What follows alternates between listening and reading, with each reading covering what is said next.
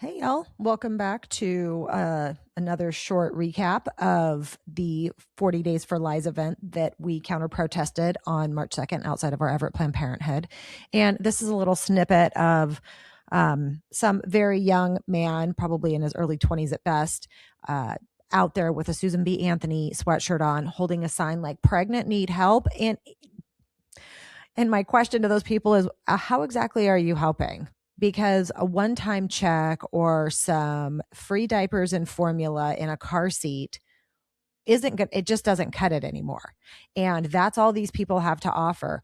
Or they have to offer, come to our church and maybe you can hook up with some man that'll take care of you and your kid. And oftentimes, especially from what I've seen in my family, that does not usually end well for the children of those women that were brought into the marriage, or the woman herself. So here's this dude. And as usual, they're so willfully obtuse and gaslighting. Well, I'm just out here because I'm just trying to understand. Bullshit, motherfucker. To him. So I need to scold you. I'm sorry, but you're being too mean to him.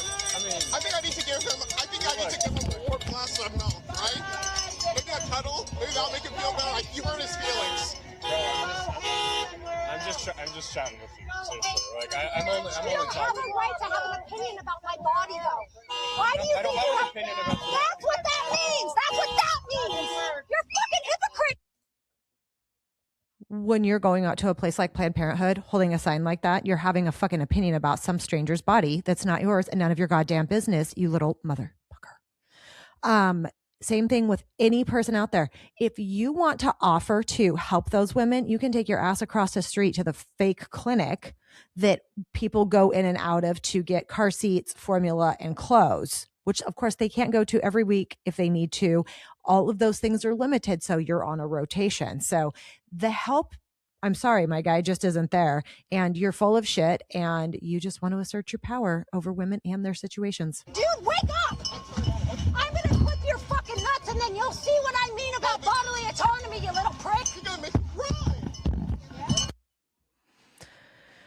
Yes.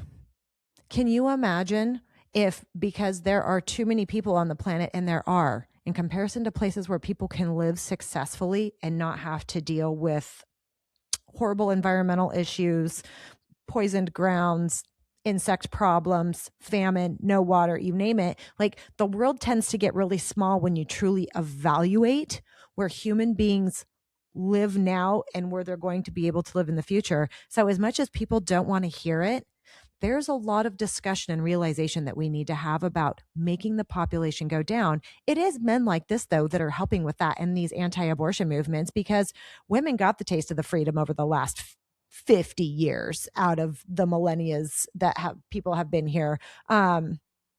And we ain't going back, especially the younger generation. What the anti-abortion movement did, and especially dudes like this, you effectively stopped younger women from wanting to have babies and families. And especially because there's absolutely no help provided.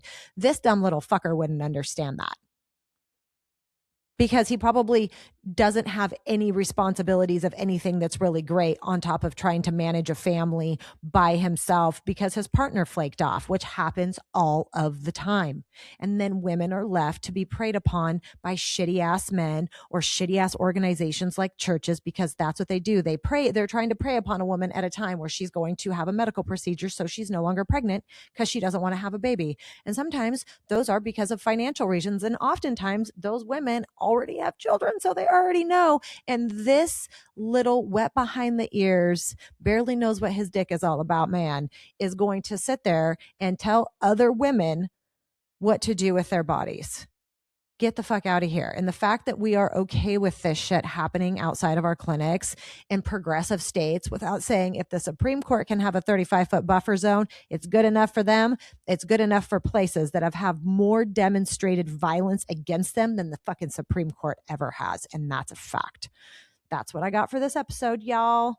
Thanks for watching. If you're here, please like and subscribe. I'm really terrible about asking that part, but I'd really appreciate it. Take care, y'all. Bye.